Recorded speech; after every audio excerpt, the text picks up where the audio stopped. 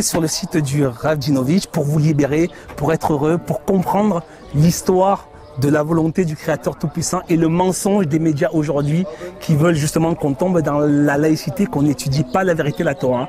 On n'a pas besoin d'être juif. Voilà, ne tombez pas dans les mensonges de Soral et de Dieudonné qui ne veulent pas venir. Je leur ai proposé 50 000 € pour venir en Israël. Vous voyez bien qu'il y a des blagues de partout en Israël. On est libre, il y a tous les lieux de culte, il y a toutes les religions. Donc voilà, venez en Israël, étudier la Torah, allez sur le site du Rav Djinovitch.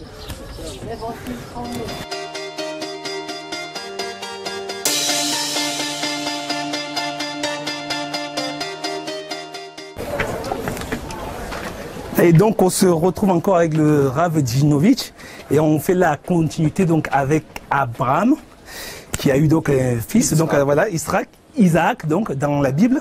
Et le Rav Djinovitch aujourd'hui va nous donner la traduction hébraïque, qui est la seule langue, bien sûr, qu'on a vu ensemble, qui pour comprendre la volonté du Créateur Tout-Puissant et tout l'enchaînement.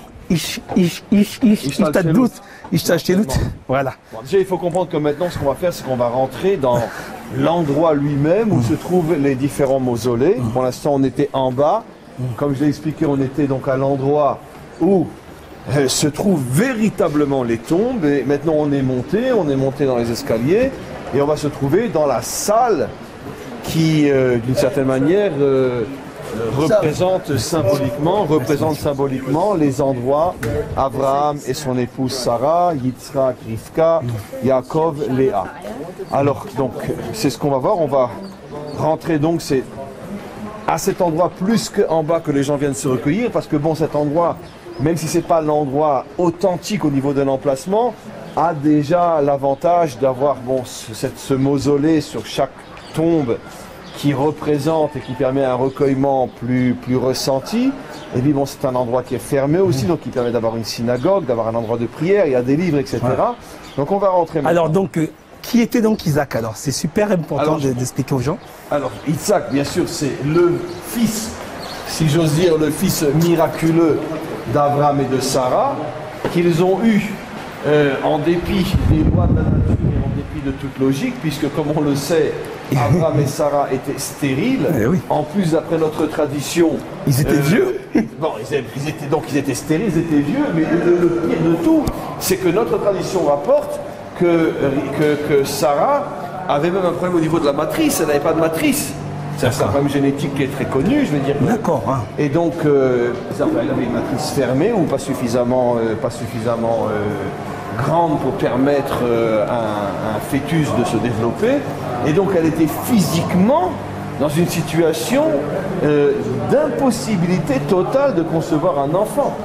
Et donc, tu vois donc les trois choses, la vieillesse, la stérilité, l'handicap physique et voilà que tout d'un coup, cet enfant va naître et, comme on le sait, donc c'est lui qui va devenir l'héritier véritable. Abraham avait eu déjà un fils plus tôt avec Agar, son nom Ishmaël. C'est une des filles de Pharaon. Voilà, la fille de Pharaon. Il est très important de remarquer que, comme je le dis souvent dans mes cours, que Ishmaël est né d'Abraham et non d'Abraham. Ça veut dire que Ishmaël est né quand Abraham n'avait pas encore changé de nom.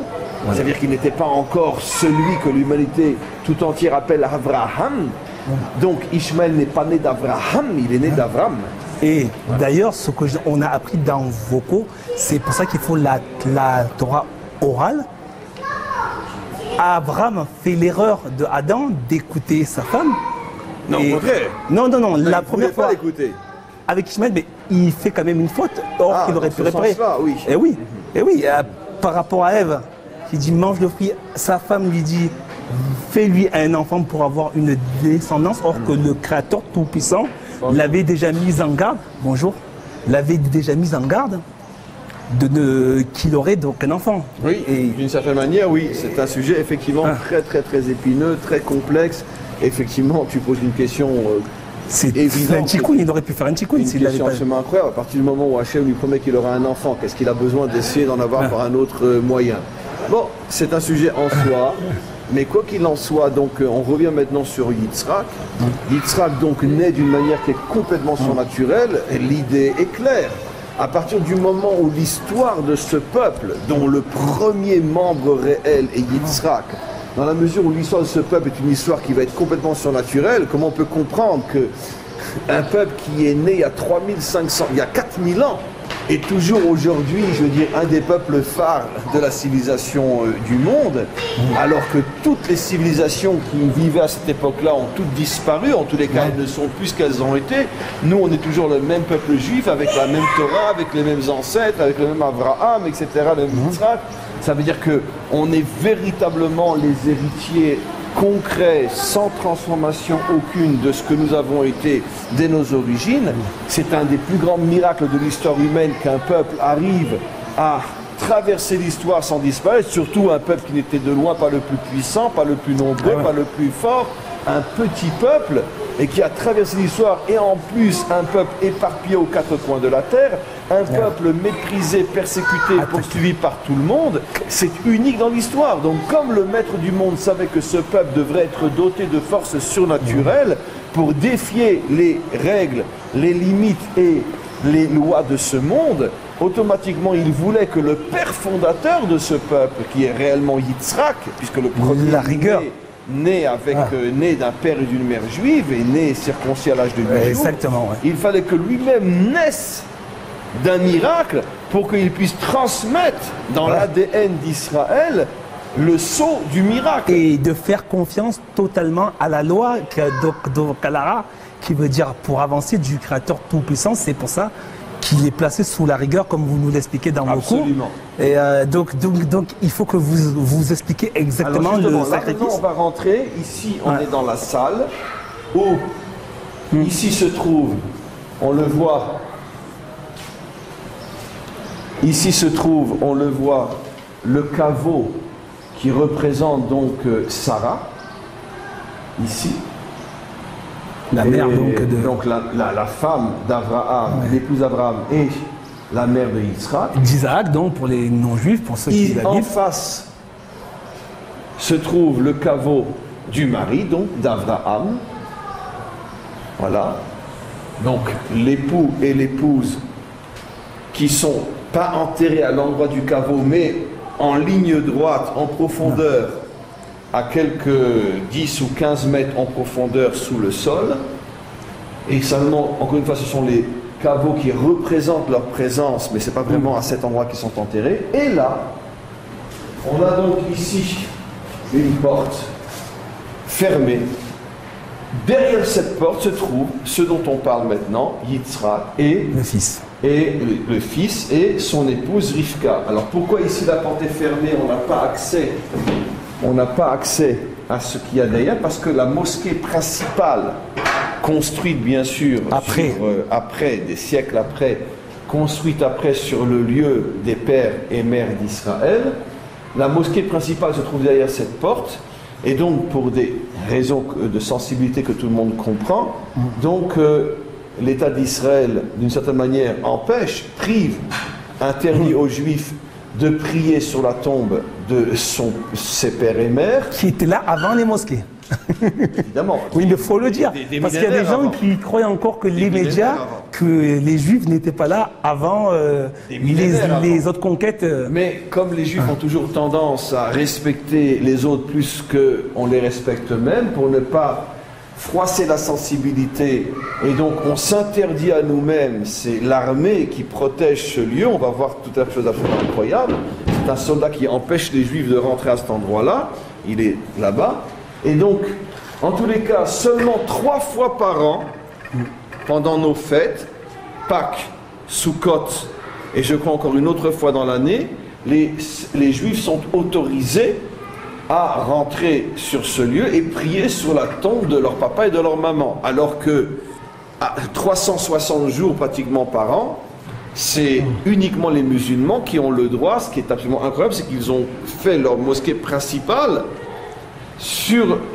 autour de la tombe de Yitzhak et de c'est ça que les médias veulent effacer. Vous vous rendez compte? C'est dans la Bible. Donc pour tous ceux qui croient au Créateur Tout-Puissant, monothéiste, les pères fondateurs qui parlaient l'hébreu, qui étudiaient la Torah, sont enterrés là avant. Ils étaient là avant toute présence qui est arrivée étrangère, arrivée après. On ne va pas rentrer dans les détails. Il y a eu plusieurs exils, il y a eu plusieurs envahisseurs qui ont voulu prendre la terre d'Israël aux Juifs, qui a été donnée par le Créateur Tout-Puissant. Donc pour toutes les personnes qui sont contre le retour des Juifs sur leur terre que le Créateur Dieu Tout-Puissant leur a donné, sont contre Dieu. Il faut bien que vous compreniez, les médias aujourd'hui veulent vous opposer à la volonté du Créateur Tout-Puissant. Le Créateur Tout-Puissant a choisi le peuple juif pour révéler les 10 commandements et la terre leur appartient. Donc pour ceux qui sont contre le sionisme, sionisme ça veut dire retour sur la terre qui appartient au Créateur Tout-Puissant. Le monde appartient au Créateur Tout-Puissant.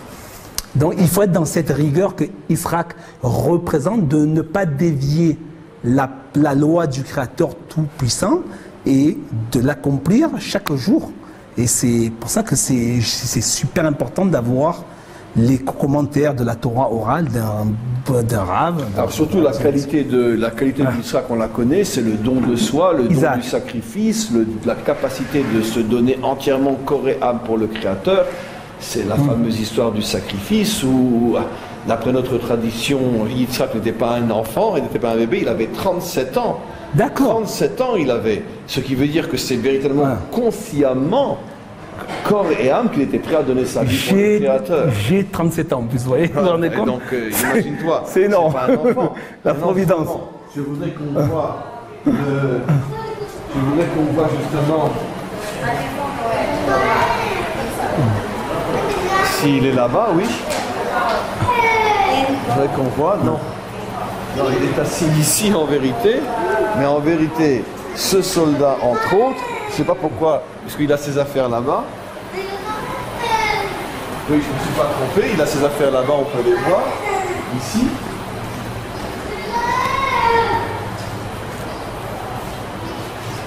Donc, en vérité, ce soldat, normalement, je ne sais pas ce qu'il fait là-bas, c'est son officier supérieur, il va se faire discuter, il doit être ici, et il est là pour surveiller. Il est là pour surveiller cette porte-là, c'est-à-dire cette porte qui mène à la mosquée principale qui est construite sur le caveau d'Israël et de Rivka.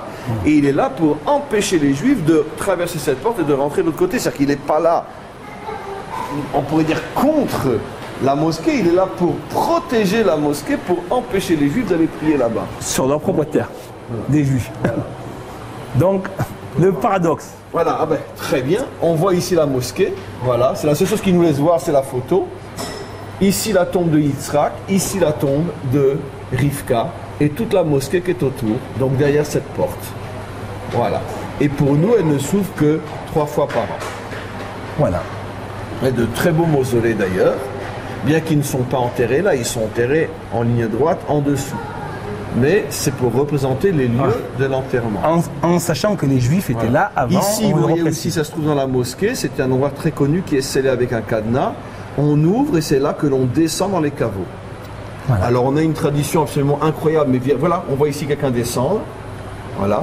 On a une tradition qui s'est vérifiée malheureusement une dizaine de fois, c'est qu'à chaque fois que quelqu'un a essayé de descendre, cet endroit est même d'une certaine manière vénéré et respecté dans la crainte par les musulmans eux-mêmes. Tous ceux qui ont essayé de descendre pour aller voir les caveaux eux-mêmes, les tombes elles-mêmes, ne sont jamais remontés. Et ça c'est une tradition que même les musulmans connaissent. Et plusieurs ont essayé de descendre, ils ne sont jamais remontés. Depuis c'est scellé, même les musulmans ont très très peur de descendre pour donc arriver en dessous des mausolées pour arriver véritablement aux tombes. Ici on a une photo de la grotte qui se trouve en dessous donc les dalles où sont enterrés donc les pères. Encore une fois on voit ici quelqu'un qui essaye de descendre. Je ne sais pas s'il va remonter le pauvre. Et voilà.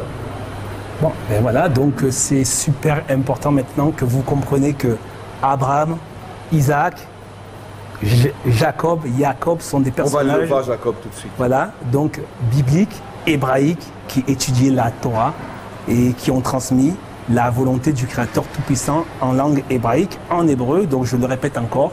Et la terre, ils étaient enterrés là avant parce que la terre a été donnée par le Créateur Tout-Puissant au peuple juif. On va voir Jacob. Sur Jacob maintenant. Voilà. Ok, rendez-vous sur la prochaine vidéo.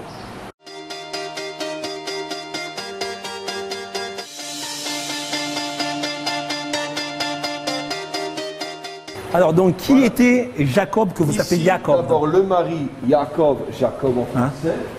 Et ici, son épouse.